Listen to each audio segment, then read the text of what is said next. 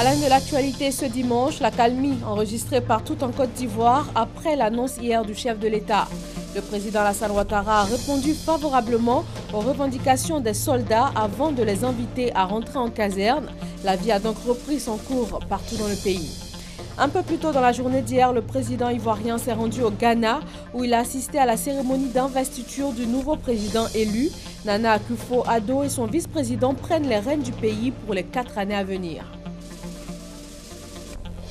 Et puis cette vague de froid meurtrière en Europe, plusieurs pays sont touchés, au moins 17 morts en Pologne et en Italie, alerte orange en France où le verglas a causé un accident de car ce matin avec 4 morts. En Russie, la température a atteint les moins 24 degrés. Dimanche 8 janvier 2017, bonjour à tous, merci d'être avec nous pour ce 13h sur RTI 1. Comment obtenir un terrain industriel ici à Abidjan et partout en Côte d'Ivoire? Quelles sont les conditions? Vers qui se tourner? L'État de Côte d'Ivoire a mis sur pied l'Agence de développement des infrastructures industrielles AGEDI pour garantir une meilleure gestion de la disponibilité des terrains industriels. L'AGEDI remplit-elle sa mission? Son directeur général est avec nous sur ce plateau. Dans une trentaine de minutes, il va répondre à nos questions. Bonjour, Monsieur Ouattara. Bonjour. Nous vous retrouvons tout juste après le point de l'actualité. Okay. Après un samedi mouvementé, la situation s'est normalisée en Côte d'Ivoire. Tous les arriérés de primes seront payés. Les conditions de vie et de travail des hommes en armes seront améliorées. Le chef de l'État a annoncé la prise en compte effective de leurs revendications et les a invités à rentrer dans les casernes. C'est chose faite, notamment à Boaké où le calme est revenu. Les corridors fermés et occupés par les soldats ont été ouverts. Kader Sogodogo.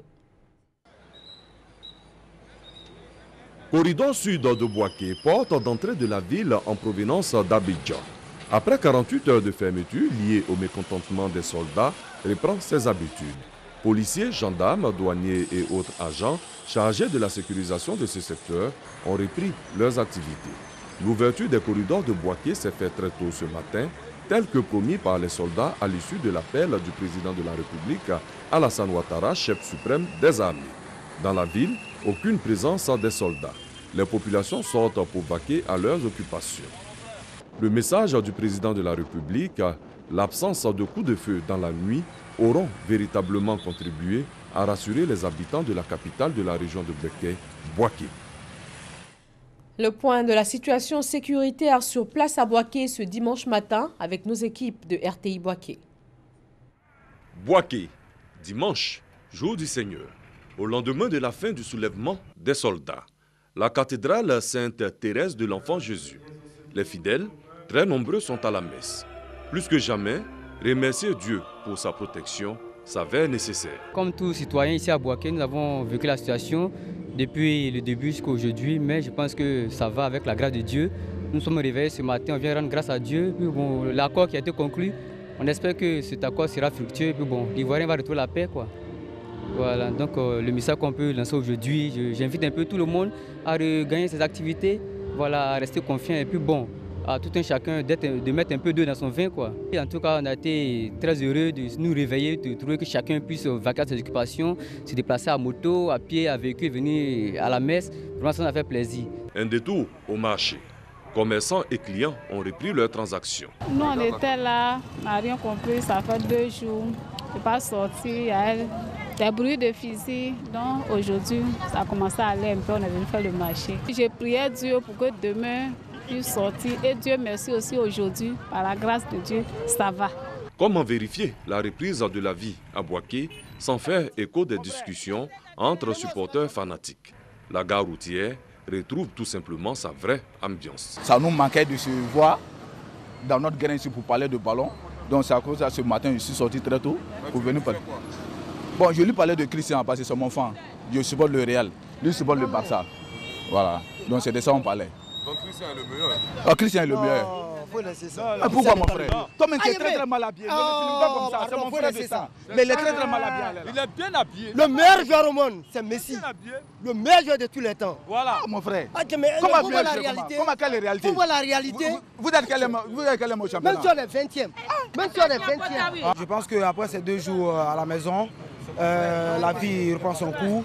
Vraiment, je suis très content. Les magasins, Les maquis, les habitudes reprennent. C'est certain, Boaké renaît. Cap sur Bingerville et les environs du camp militaire d'Akwedo. Là-bas, les populations reprennent leur quotidien, tout comme à Boaké, après une dure journée vécue hier samedi. Herman Guivet. Nous venons de franchir le carrefour de la Riviera 3, direction Bingerville. Hier, à la même heure, cela était impossible. La voie était interdite d'accès, des barrages de fortune empêchaient tout mouvement vers cette destination. Des barrages qui, depuis hier, dans la soirée, n'existent plus. À proximité du camp d'Akwedo, le calme plat. L'appel du chef de l'État, Alassane Ouattara, a bien été entendu par les militaires. Une journée de dimanche bien tranquille.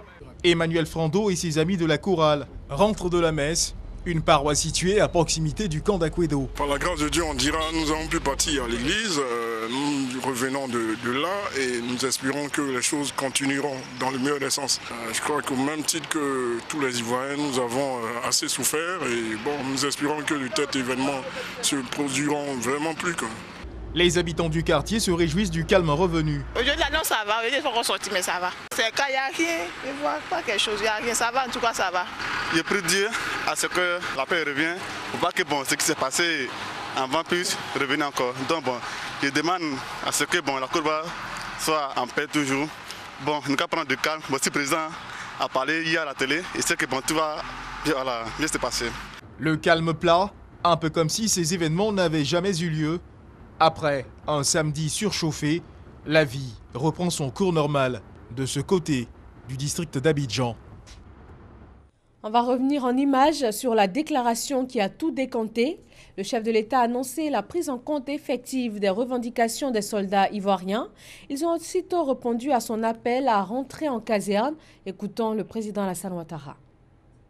Le mouvement de revendication dans les rangs des soldats depuis 2 jours commandait la tenue ce samedi d'un conseil des ministres extraordinaire présidé par le président de la République Alassane Ouattara sur la situation sécuritaire.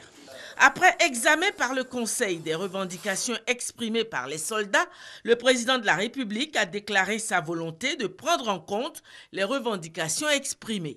Monsieur le Premier ministre, Messieurs les ministres d'État, Mesdames et Messieurs les ministres, Mesdames et Messieurs, chers compatriotes, je viens de rentrer d'Accra où j'ai participé ce samedi 7 janvier 2017 en qualité d'invité d'honneur à l'investiture du nouveau président de la République du Ghana, son Excellence Monsieur Nana Akufo-Addo. Comme vous le savez, des soldats ont manifesté à nouveau pour revendiquer des primes et l'amélioration de leurs conditions de vie. J'ai donné des instructions au ministre chargé de la Défense, Alain Richard Donvayi, pour rencontrer ce jour à Boaké une délégation désignée par ces soldats. Après le compte-rendu du ministre chargé de la Défense, en présence des membres de la dite délégation, je confirme mon accord pour la prise en compte des revendications relatives aux primes et à l'amélioration des conditions de vie et de travail des soldats. Je voudrais redire que cette manière de revendiquer n'est pas appropriée. En effet, elle ternit l'image de notre pays après tous nos efforts de développement économique et de repositionnement diplomatique. Ayant marqué mon accord, je demande à tous les soldats de regagner leur caserne pour permettre l'exécution de ces décisions dans le calme. Après le discours rassurant du président de la République, la tension a baissé, marquée par la levée de la plupart des barrages dressés par les soldats mécontents. Retour donc à la normale suite à l'annonce du chef de l'État hier après un conseil des ministres extraordinaire. Le président l'a dit, il avait mandaté le ministre chargé de la Défense auprès des soldats mécontents. Alain Richard Donvaï s'est donc rendu hier à Bouaké. De retour à Abidjan, il s'est exprimé. On l'écoute. Nous allons continuer, sous les instructions du président de la République, dans les jours qui suivent, à tenir nos engagements et surtout à faire en sorte que notre armée soit celle que nous attendons.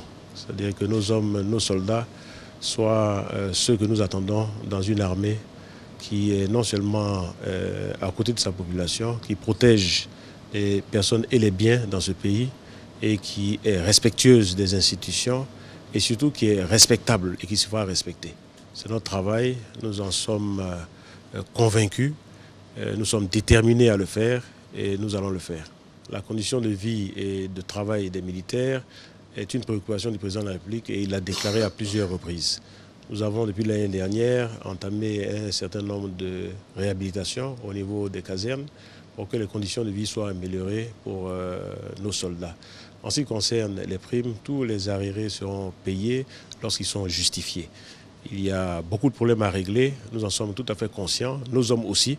C'est cela que nous avons discuté et échangé avec eux.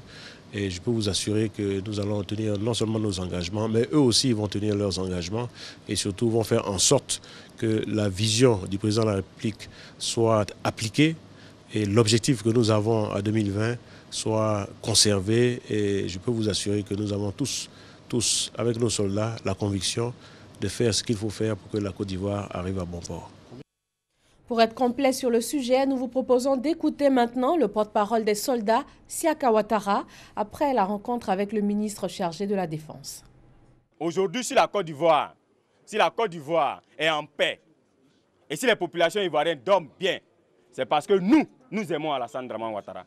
Nous aimons notre président. Et nous savons qu'en son temps, du début de la crise jusqu'à aujourd'hui, on a eu un président à ce jour qui fait l'affaire de la Côte d'Ivoire.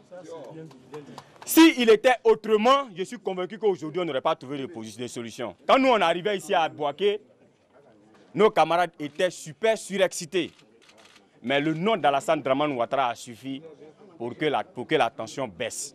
Et donc, nous demandons au gouvernement de prendre véritablement en compte tous les problèmes de l'armée. Nous ne disons pas les problèmes d'un tel ou d'un tel autre groupe. Nous parlons de problèmes de l'ensemble de l'armée.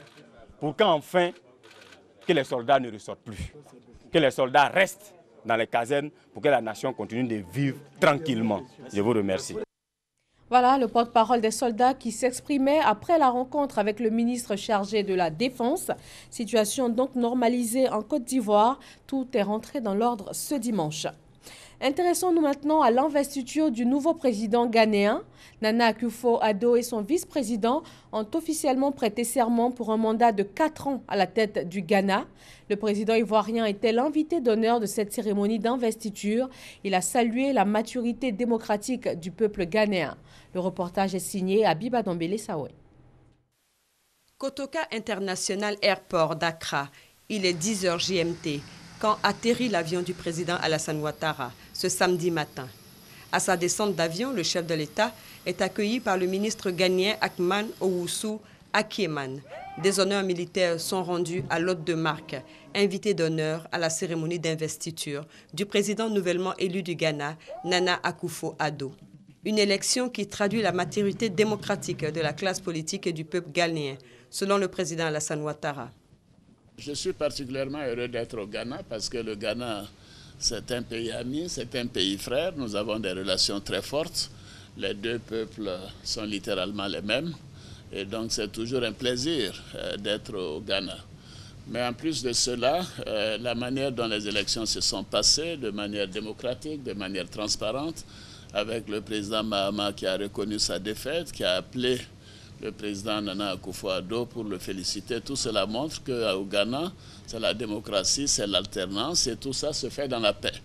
Donc de ce point de vue, j'aimerais profiter de cette opportunité pour féliciter le peuple ghanéen pour cette démonstration de maturité politique et faire mes vœux les meilleurs pour le président élu, le vice-président, le peuple du Ghana et leur dire que la Côte d'Ivoire, bien sûr, continuera sa bonne coopération avec la République du Ghana et nous ferons en sorte que ceci puisse s'intensifier davantage. Dans ce comité d'accueil, il fallait également compter sur la présence massive de la communauté ivoirienne résidant au Ghana. Cap ensuite sur la place Kwame Nkrumah, où se tenait la cérémonie d'investiture. Devant le peuple ghanéen, Nana Akufo-Addo a prêté serment conformément à la constitution ghanéenne.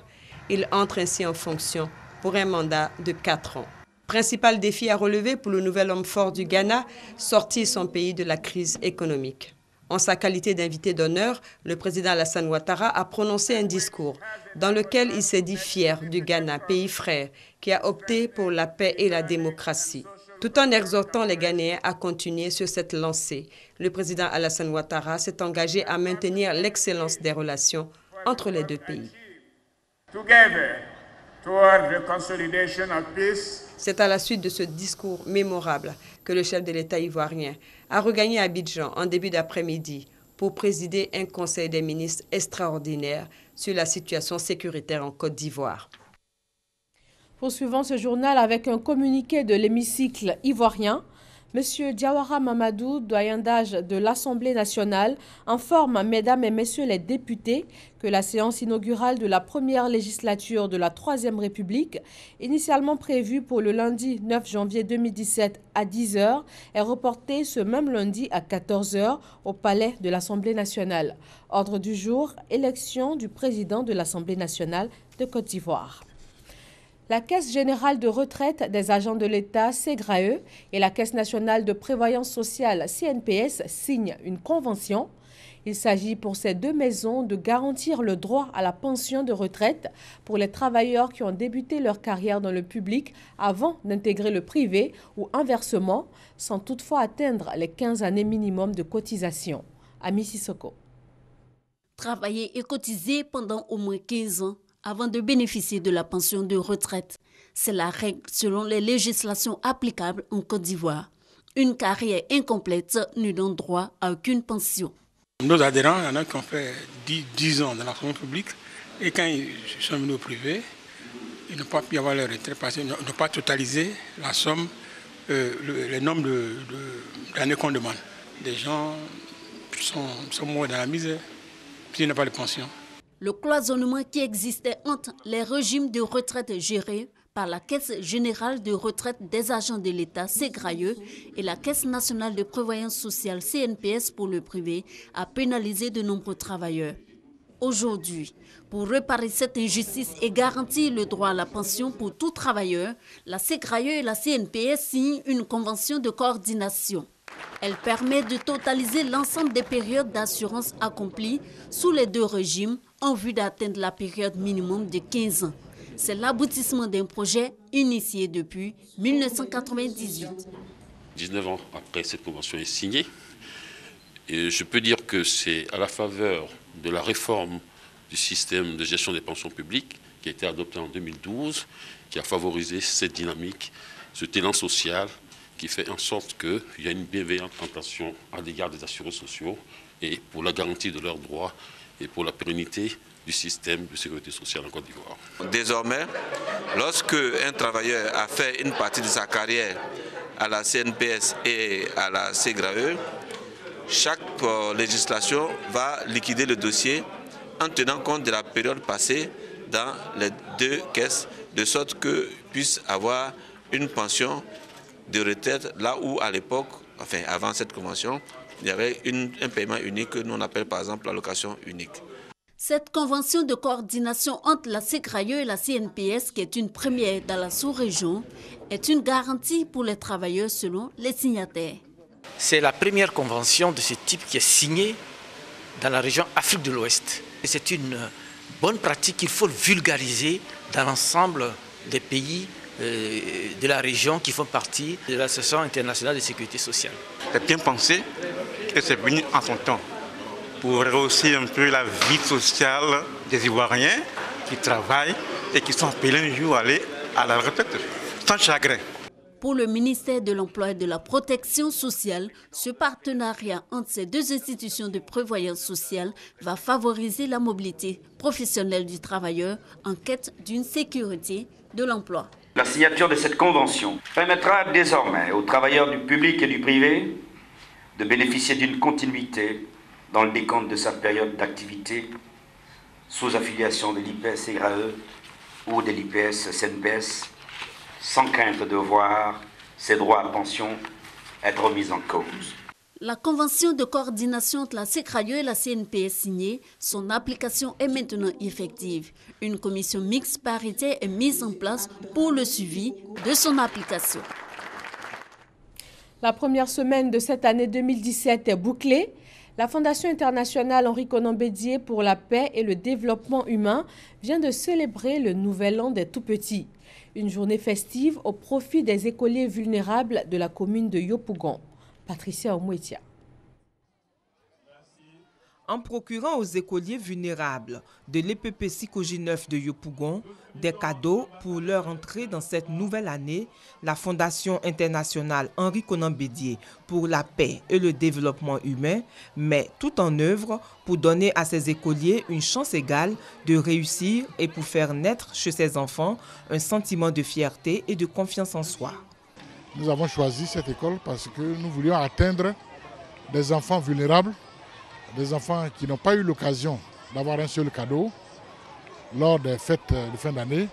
Et comme c'est le nouvel an, nous avons la Fondation Henri Konan Bédié pour la paix et le développement humain a voulu leur donner par cet acte un peu de joie, un peu de bonheur. Les enfants, c'est l'avenir de la nation. Leur avenir, leur formation doit être important pour tous les cadres, tous les aînés que nous sommes. La Fondation œuvre depuis plusieurs années et a pour mission de favoriser l'épanouissement des jeunes écoliers âgés entre 6 et 16 ans issus de milieux défavorisés. Grâce à la Fondation Henri Konan Bédié, nous avons reçu des cadeaux. Nous sommes très contents. Des actions encouragées par les parents d'élèves. La plupart des enfants qui sont dans ce groupe scolaire, c'est des enfants pauvres. Je suis très heureux pour cet événement qui est pour la première à Yopougon et dans notre groupe scolaire Sikoji 9. L'intérêt accordé par la Fondation internationale Henri Konan Bédié pour la paix et le développement humain à la solidarité et à la protection des enfants défavorisés s'est manifesté dès les premières années de sa création. À Bouna, dans le Bunkani, des chefs d'établissements secondaires publics, des directeurs de collèges privés et des inspecteurs de l'enseignement primaire sont formés. Ils sont une quinzaine à être outillés pour la mise en œuvre de matrices d'action consensuelles. Mamadou Kwasi.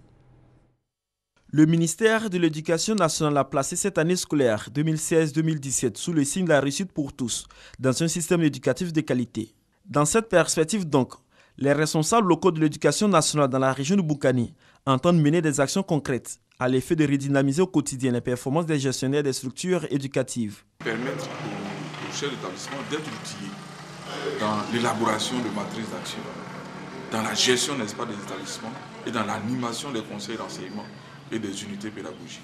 Vous savez que l'épine dorsale de l'école, c'est vraiment l'activité pédagogique. Donc il fallait, quand nous avons observé que nos chefs d'établissement n'avaient pas ces outils-là, il fallait alors leur donner. Ainsi donc, des modules appropriés ont été dispensés aux apprenants afin qu'ils s'inscrivent dans la vision du ministère de l'Éducation nationale. Avec les professeurs des collèges de proximité, donc il est bon que nous renforcions le leadership pédagogique des chefs d'établissement afin qu'ils puissent répondre efficacement à leurs devoirs. Le troisième module que nous allons aborder tout à l'heure concerne le suivi des activités d'enseignement. Là également, il faut que le chef d'établissement se rende compte que les programmes éducatifs sont exécutés efficacement dans les classes pour permettre aux enfants de bénéficier d'un enseignement apprentissage de qualité et que les évaluations soient à la hauteur. Les bénéficiaires ont salué l'initiative de cette formation qui constitue à leurs yeux un catalyseur dans la gestion de leur établissement. Toute chose dont s'est félicité le directeur régional de l'éducation nationale à Bouna, initiateur de cet atelier de renforcement des capacités, avant de plaider pour une appropriation véritable de l'école par les parents d'élèves dans la région de Bunkani. Lutter contre la corruption par l'éducation et la sensibilisation, c'est la méthode de la Ligue africaine de lutte contre la corruption. Elle met l'accent sur la dénonciation des acteurs et la conscientisation des masses en Afrique. Le reportage est signé Armaniamia. La corruption est une réalité en Côte d'Ivoire. Selon l'ONG ALACO, tous les secteurs d'activité sont touchés par ce fléau. Quand vous prenez les résultats de Transparency International, le dernier résultat, la Côte d'Ivoire en 2015 était 107e. 107e sur 160 je crois, pays. Ça veut dire qu'on a du travail à faire. Notre rêve, c'est de faire en sorte qu'un jour la Côte d'Ivoire puisse se retrouver par exemple à la 10e place, à la 5e place. C'est donc pour apporter sa contribution que cette conférence de presse est initiée. Thème: quelle stratégie de lutte contre la corruption en 2017? Contribution de l'ONG ALACO. Pour Nikes Nzimoro, il faut d'abord sensibiliser et éduquer les populations pour qu'elles mesurent l'ampleur du phénomène afin qu'elles s'impliquent véritablement dans la lutte. Le gouvernement a eu le courage de prendre déjà 2 ordonnances.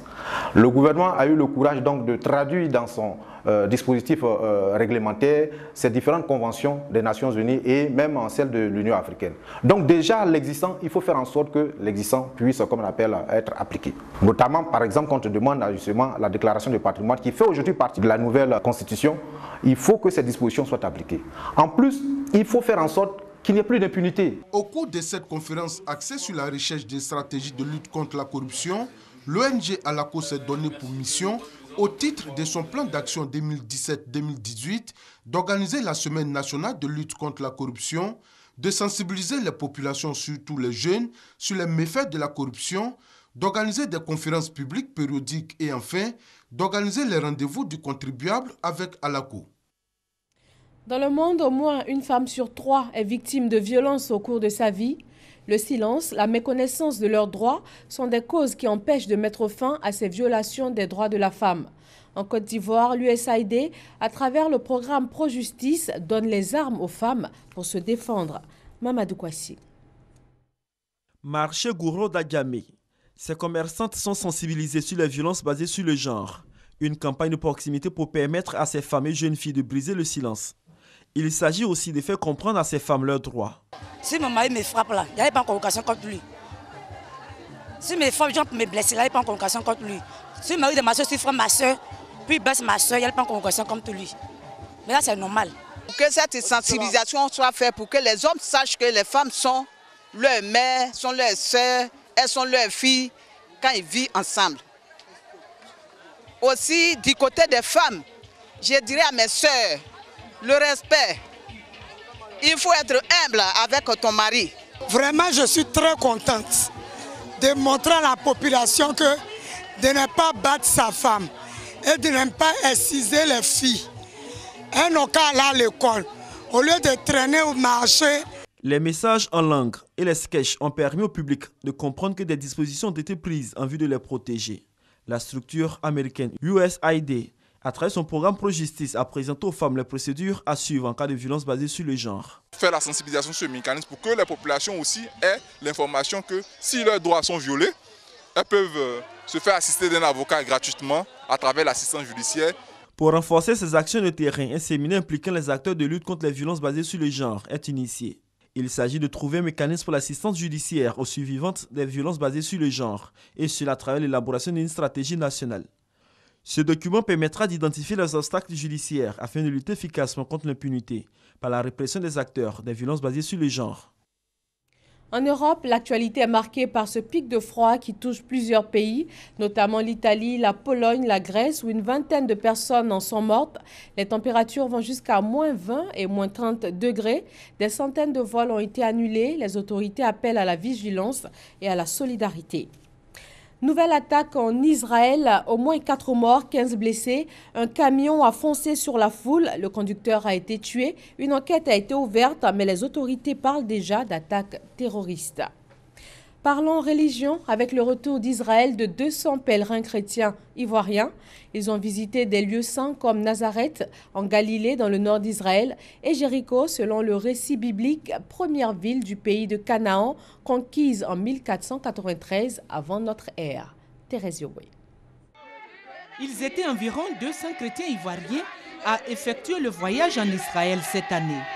Un voyage rendu possible grâce au chef de l'État à travers le ministère de l'Intérieur, la Direction générale des cultes, en partenariat avec la structure Foi Cristal. Jéricho, l'une des plus vieilles villes au monde, qui fait référence à Zaché, Jéricho, appelée la cité de palmiers, a été la première localité visitée par les Ivoiriens. Nazareth, région de la Galilée. C'est à Nazareth que se trouve la basilique de l'Annonciation. C'est le lieu où l'ange Gabriel annonce à Marie qu'elle va être mère.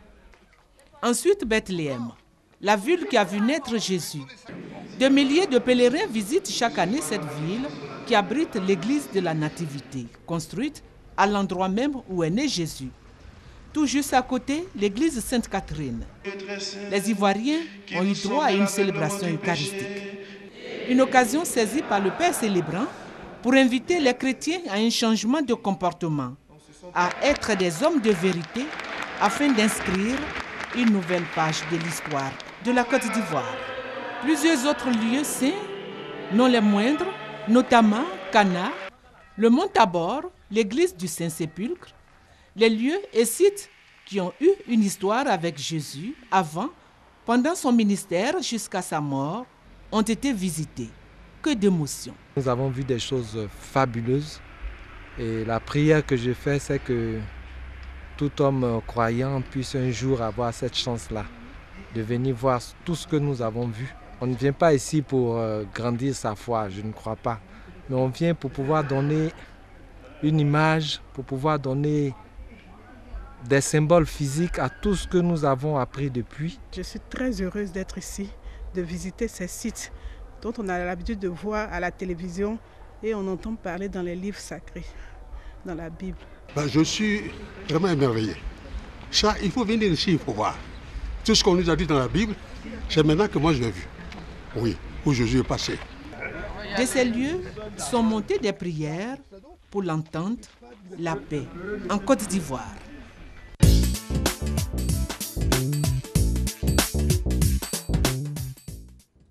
Le magazine de ce dimanche 8 janvier jette un regard sur l'accès au terrain industriel en Côte d'Ivoire. Quelle activité nécessite un terrain industriel? Quelle est la procédure en vigueur pour en obtenir un? Pourquoi et comment certains arrivent-ils à passer outre les conditions légales pour s'implanter dans des zones habitées? Le directeur général de l'Agence de développement des infrastructures industrielles, AGEDI, Ouattara Issouf, est avec nous pour répondre donc à ces questions. Rebonjour, Monsieur Ouattara. Bonjour. Alors, vous êtes le premier invité du magazine du dimanche pour cette année 2017. Bonne année à vous et merci d'être là. Merci. Avant toute chose, nous allons revenir sur les missions de l'agence que vous dirigez. Sita Soro nous dresse un tableau de l'Agence de développement des infrastructures industrielles. On se retrouve tout de suite après. Concevoir, mettre en œuvre et assurer la gestion des instruments de développement industriel, à savoir les parcs et les zones industrielles, ce sont là les missions de l'Agence de gestion et de développement des infrastructures industrielles, AGEDI. Placée sous la tutelle du ministère de l'Industrie et des Mines, l'AGEDI élabore des programmes de création des zones industrielles, mène des études et procède à l'aménagement et à l'équipement des zones économiques à vocation industrielle. Pour l'attribution des lots, l'agence se charge également de recevoir et d'instruire les dossiers de demande de terrain à usage industriel introduits au guichet unique du CPC et de mettre les terrains à la disposition des demandeurs. Cependant, pour l'occupation d'un terrain à usage industriel, il existe des procédures qui sont au nombre de 3 et qui s'appliquent à tout terrain appartenant au domaine de l'État. Ce sont l'obtention d'une lettre d'autorisation de la mise en valeur du terrain et du permis de construire, ensuite l'obtention d'un arrêté d'occupation et enfin la conclusion d'un bail amphithéotique. Jusqu'à ce jour, ce sont plus de 645 hectares qui ont été réhabilités à la zone industrielle de Yopougon et plus de 200 actes et attributions de parcelles régularisées selon l'AGEDI. Alors, M. Ouattara, dites-nous pour commencer, quelles sont les activités d'abord qui nécessitent l'usage de terrains industriels? Comment est-ce qu'on les détermine? Merci. Alors, les activités considérées comme activités industrielles sont celles qui combinent des facteurs de production. Et donc, il y a la transformation, il y a la fabrication. Si vous prenez par exemple le cacao, vous partez du produit initial pour avoir par exemple la poudre de cacao ou encore le chocolat. Si vous prenez l'EVA, vous allez avoir différents niveaux de transformation ou le coton textile. Bref, ce sont des activités qui combinent des facteurs de production et donc pour produire des biens. D'accord. Alors, est-ce que les zones sont déterminées selon la nature de l'activité? Vous avez donné 2 exemples tout à l'heure. Selon ces 2 exemples, est-ce qu'on détermine les zones par rapport à cela? Pas obligatoirement. Si vous vous référez aux anciennes zones d'Abidjan, vous avez des zones mixtes. Vous avez toutes les catégories d'activités. Seulement, dans ce cas, il faut veiller à la compatibilité des activités et faire en sorte que 2 activités ne soient pas nuisibles l'une par rapport à l'autre. Par contre, vous pouvez avoir le choix stratégique qui dédie une zone à une activité bien spécifique, le cas par exemple du coton, textile. Vous vous souvenez de Bouaké, de Dimokro, qui était principalement dédié à ces activités. Et aujourd'hui, vous avez la zone de Bonois, où nous avons réservé à l'agroalimentaire non polluant, tout simplement pour protéger les champs captants qui alimentent une bonne partie de la population en termes d'eau. Alors j'imagine que des études sont menées dans ce sens-là, mais comment dans le détail, comment est-ce qu'on obtient un terrain à usage industriel? Quelles sont les procédures? Dans le reportage tout à l'heure, nous voyons qu'il y avait 3 étapes. Vous allez nous expliquer ces différentes étapes? Pour obtenir un terrain industriel, cela suppose que vous avez un projet industriel. Oui. Vous montez un dossier selon un modèle bien défini, déposé au guichet unique du CPC. Sans délai, il est transmis à l'AGEDI, qui en fait le traitement sous 20 jours ouvrables, y compris l'avis d'une commission de validation. Et si les résultats sont concluants, il y a donc le projet de lettre qui est soumis à la signature de M. le ministre de l'Industrie, qui signe donc la lettre et met le terrain à la disposition de l'opérateur. Alors je voudrais préciser que cette réforme, elle est nouvelle. Ici, vous avez le premier acte qui est délivré par le ministre de l'Industrie seul. Alors qu'initialement, vous aviez pour le tout premier acte au moins 3 ministres qui devaient signer, et ce qui prenait énormément de temps. Donc la nouvelle procédure permet de simplifier et d'avoir la célérité en termes de mise à disposition des terrains. Alors la procédure a été simplifiée, vous l'avez dit. L'AGEDI a été créée pour garantir une bonne gestion des zones économiques à usage industriel. Mais on voit qu'en dehors des zones industrielles d'Abidjan, Vridi, Yopougon, Koumassi, il y a des unités industrielles qui s'installent dans d'autres communes, même dans des zones habitées, on l'a constaté. Comment est-ce que cela est-il possible? Est-ce que c'est parce que l'AGEDI n'arrive pas à remplir sa mission? Alors ce qu'il faut dire, c'est que les zones industrielles d'Abidjan sont arrivées à saturation à un moment donné. Pendant plus de 20 ans, il n'y a pas eu de création de nouvelles zones. Et face à cette saturation, les opérateurs se débrouillaient, on peut dire, comme ils peuvent, pour chercher sur le marché libre du foncier. Alors, dès la mise en place de l'AGEDI en janvier 2015, nous nous sommes attelés à sensibiliser les opérateurs de manière à ce qu'ils s'inscrivent dans les nouvelles procédures qui sont élaborées. Alors, il faut que nous précisions que le risque que représentait pour les opérateurs de chercher sur le marché libre pour avoir un terrain est très grand. Il y a des risques liés à l'environnement, les risques liés à la cohabitation, les risques liés à la sécurité, même la sécurité foncière pour l'opérateur lui-même, puisqu'il y a de fortes chances qu'à un moment ou l'autre, les communautés remettent en cause son droit même d'occupation de ces terrains. Donc, les nouvelles procédures sont édictées pour orienter l'opérateur de sorte qu'il ait l'accompagnement et l'appui des services administratifs compétents pour garantir une sécurité foncière. Vous l'avez dit, les zones d'Abidjan sont saturées. Alors où est-ce que les opérateurs doivent maintenant se diriger? Les opérateurs doivent se diriger vers l'AGEDI, qui est là comme une sorte de guichet unique pour les écouter, connaître leurs besoins et les orienter. Parce que nous avons pu le constater, beaucoup d'opérateurs, on pense que c'est évident, mais quelquefois même dans le calibrage de la dimension de leur terrain, ça pose un problème. Quelquefois, ils ne savent pas comment s'orienter. Nous sommes là pour les orienter, les accompagner pour le choix de l'espace qu'ils veulent occuper, quel que soit l'espace qu'ils veulent occuper à travers l'ensemble du territoire, et donc les orienter à s'installer durablement. Est-ce que vous pouvez leur permettre, par exemple, de s'installer dans des zones habitées quand c'est le terrain qu'ils ont ou bien quand c'est là qu'ils veulent s'implanter, pardon? Alors, ce que nous voudrions vous dire, c'est que dans la politique d'urbanisation du pays, lorsque vous élaborez un plan d'urbanisme directeur, vous avez des zones qui sont dédiées à l'activité économique. Alors, nous avons connaissance de tous ces plans en corrélation avec le ministère en charge de la construction. Donc, ce que nous faisons lorsque l'opérateur s'intéresse à une zone, que ce soit à Abidjan ou à l'intérieur du pays, nous nous appuyons sur ces plans qui sont élaborés et nous l'orientons à s'installer au bon endroit. Donc il n'est pas question qu'il s'installe n'importe comment, puisque le plan d'urbanisme affecte des terrains à des occupations spécifiques. Il y a les zones d'habitation et les zones d'activité. Il faut faire en sorte que l'opérateur soit dans une zone d'activité. Alors, est-ce qu'aujourd'hui, l'AGEDI est la seule agence à autoriser l'accès au terrain industriel afin que toutes ces mesures soient effectivement respectées? Alors, selon le décret de création 2013, effectivement, comme l'élément résumé l'a si bien mentionné, c'est bien l'AGEDI qui est en charge donc de non seulement développer les infrastructures industrielles, c'est l'AGEDI qui est chargé d'affecter les terrains aux opérateurs candidats à l'investissement, c'est l'AGEDI qui est chargé du suivi de la mise en valeur, de l'accompagnement pour un exercice paisible des activités, assurer également la compétitivité. Est-ce qu'effectivement sur le terrain, c'est ce qui se déroule? C'est ce qui se déroule, sauf pour les opérateurs qui, quelquefois, soit à ignorance, et là nous faisons l'effort de sensibilisation continue afin de leur faire connaître les procédures, ou alors ceux qui veulent s'entêter. C'est comme nous voyons aujourd'hui en ville certains qui affichent des pancartes de vente de terrains industriels. On ne vend pas de terrains industriels en Côte d'Ivoire, c'est proscrit. Imaginez-vous un seul instant que vous vous inscrivez dans un marché libéral de vente de terrains. Alors, la conséquence, c'est que dans 5 ans, dans 10 ans, vous allez vous retrouver dans un processus où on aura une cohabitation entre des industries et des habitations.